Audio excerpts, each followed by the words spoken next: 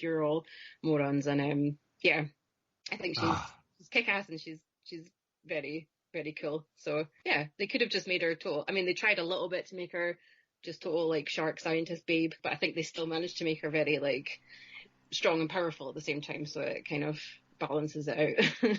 Mm-hmm. I loved her it was kind of a non-reaction to Durant locking her out. She didn't give him the satisfaction of being afraid. She just went, all right, get out of here, Trenty. I got this. Like, I'll see you later. Like, that's fine. I'll go find everybody else. Like, she played it, her poker face. Well, she lets everyone know up front, but that was a really good, she kind of kept her cool and didn't give Durant the satisfaction of being afraid. I dug that about her a lot. And then her back-to-back flare shooting. Oh my gosh, perfect. Beautiful. See, when they're trying to start the boat, do you think that do you think Trent's purposely faking out the shark? Because I don't know if it's just like terrible acting when he's doing it, but when he's like turning the ignition on the boat, it looks like he's not really trying.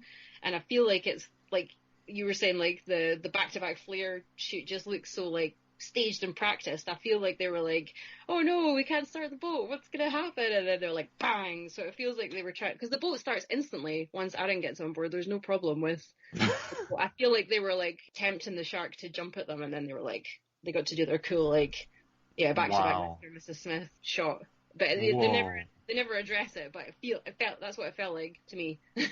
No, I think you nailed it. I bet you he looked at her and he goes, Mr. and Mrs. Smith. And then she goes, you mean Fast and Furious 6? He's like, yeah, you got me. And then they do it, and they have their flare guns ready, and they nail it. I see, you could have said Mr. and Mrs. Smith, and then she shoots him. Because that would just be misconstruing the plot of Mr. and Mrs. Anyway, but in terms of why the boat at the starts... end, when they're back-to-back. Yeah, I get that, but that's not...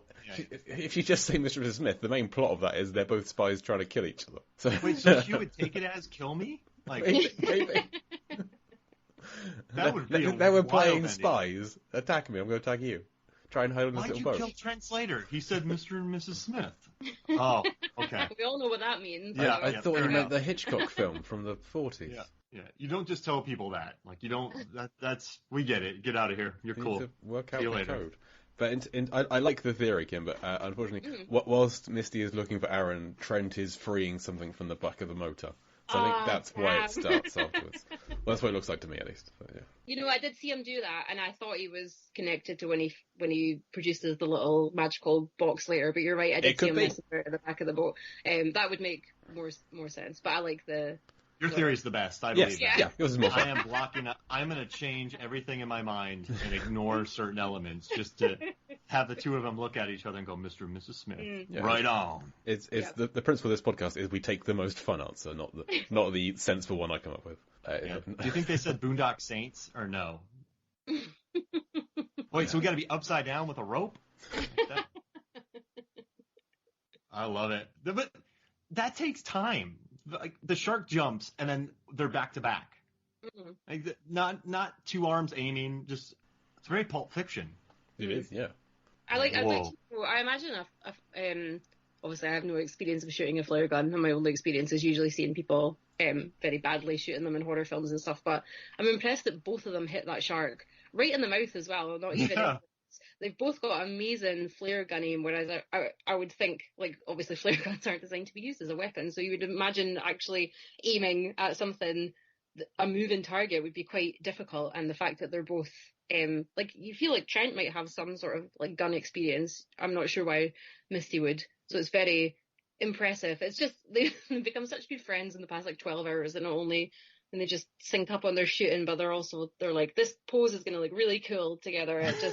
I just love it, how it all, like, melds together. Maybe that's why Aaron had to be under the water, because he would have ruined it. They needed just the two of them on the boat to look as kick-ass as they do. Yeah, because you can't have three people back to back to back. Mm. That just doesn't work. Yeah. That'd be a triangle. Yeah, you're firing in different directions.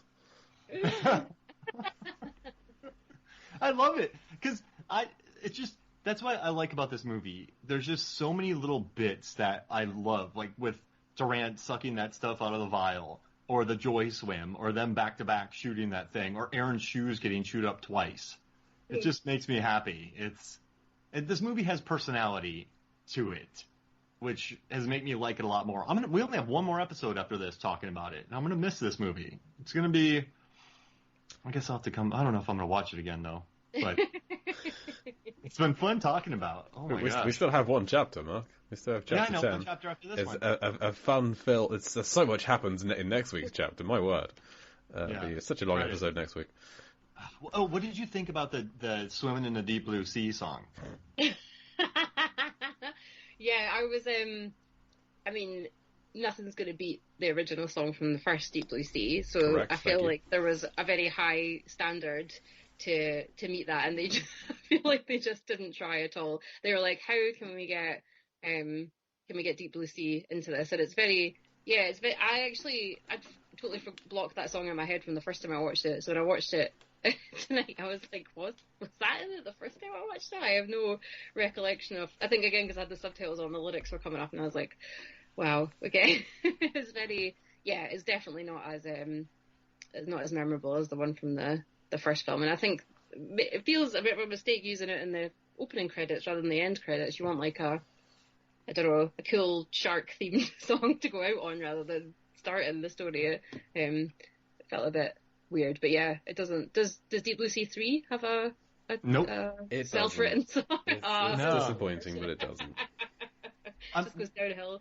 It opens up just immediately. It does not waste time. It just gets into it, and it's so good. Oh my gosh. We talked to the director and the star, Tanya Raymond, and they gave us a hint, not unofficial, but they said potentially Deep Blue Sea 4 in 2022 Shark Week. And we did let them know that the biggest problem with Deep Blue Sea 3 was the lack of a song. So I'd like to think that John Pogue has taken that on board and will be amending that for Deep Blue Sea 4. He should have Scott Adkins sing. Somebody at least. Somebody in the film, yeah. Yeah, we need a Deep Blue Sea song. Definitely.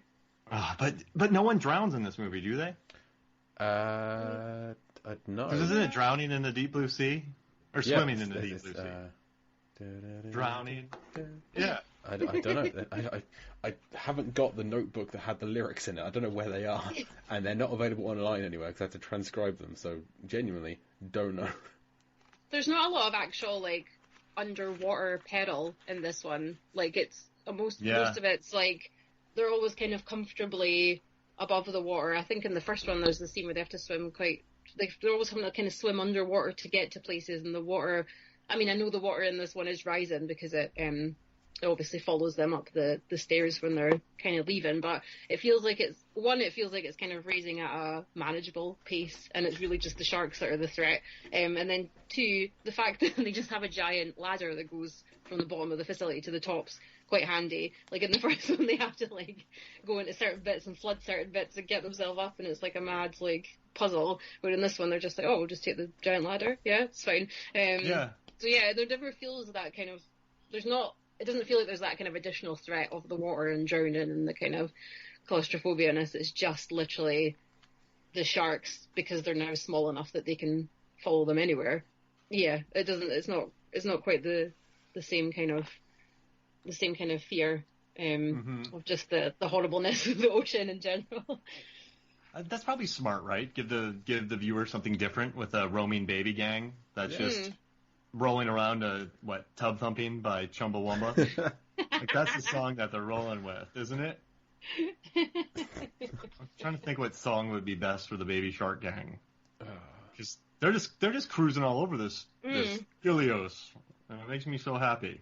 I love the Baby Sharks. I just think it was a cool way to do it, because when I started watching, I was like, I'm really not sure what they're going to do that's going to be different from the first one. So I think moving the focus onto the baby sharks that were very piranhaistic was like a good way to do it. Like if you're going to make a sequel and you're going to use roughly the same story, I feel like that was the best way to do it, because the sharks could obviously get in places that the regular giant sharks wouldn't be able to. So it definitely, I think the guy being in the shower and all the baby sharks just like flopping over the top of the shower, they look really cute, and then you're like, oh no, but they're going to eat them. So it's not good. But yeah, no, I did like the baby sharks. They were like a different sort of threat. You don't really, I guess you get it in like the piranha movies, but not usually in a big shark film. I like the fact that they were a bit sneakier and they could be like under the water. You didn't really know they were there until they were right on top of you. It worked out to be cheaper as well. to yeah, that effect. a lot of the effects is just bubbling water. Bubbles. Yeah. It's effective. You can tell where the sharks are, where they're going, what it is. So it's an effective use of the money. So, yeah. You can hear tub thumping wherever they go. It just makes me, oh gosh. And also Durant still has his Henley buttoned all the way up, and it's quite dry in this scene.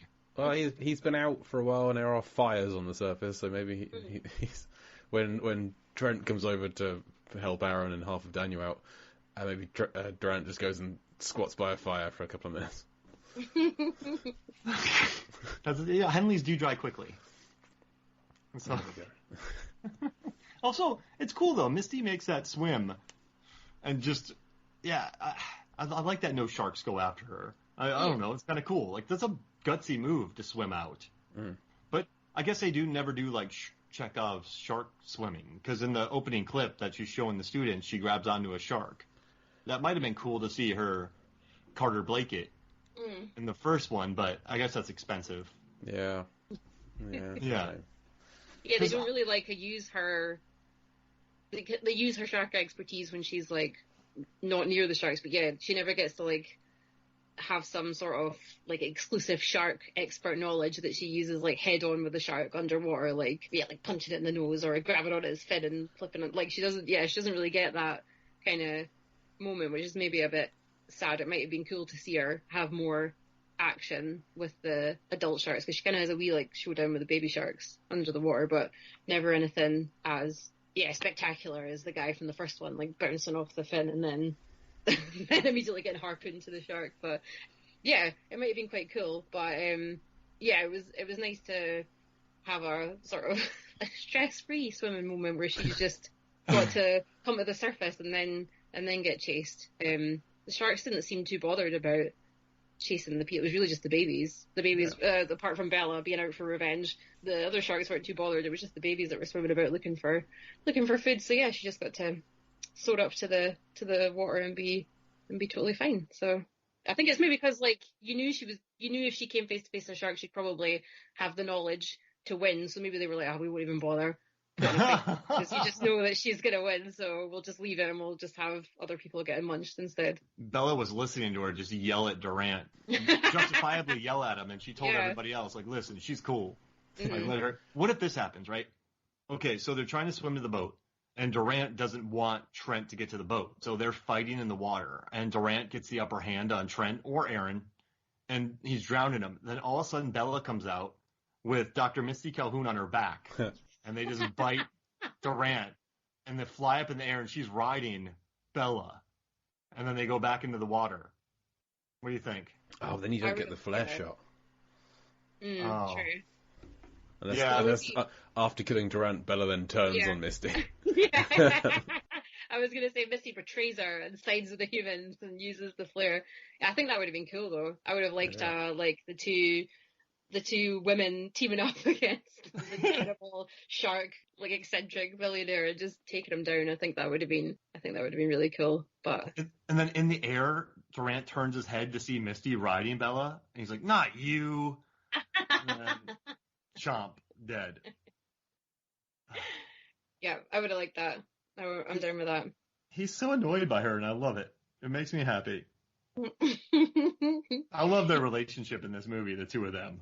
I want a movie where Michael Beach and Daniel Savra just yell at each other. Just, I don't know, them arguing. Revolutionary Road remake. You wonder why he asked Misty onto the facility in the first place, because she's such a like strong shark conservationist and obviously has more knowledge of what he's up to than he does. Like, in what world did he think she was ever going to agree? And like, fair enough, like Daniel and his wife are sort of already involved, whether they knew it or not, in the research. But I don't know what he thought he was doing bringing Misty on board, because I feel like she was just raging with him from the instant that he came into the room. She was just like, no small talk, I don't even want to know your name, you're like, I already don't like you. So yeah, I really don't know what and then he's instantly annoyed at her for arguing with him. But I'm just like, what did you expect? Like, you had to like half lie to coerce her on the boat. You didn't tell her straight out. Just tell her on dry land, and then you're not stuck in the middle of the ocean with her being annoyed at her. Yeah, it just seemed, I don't know what outcome. I mean, I guess he's been guzzling shark brain. He's probably not thinking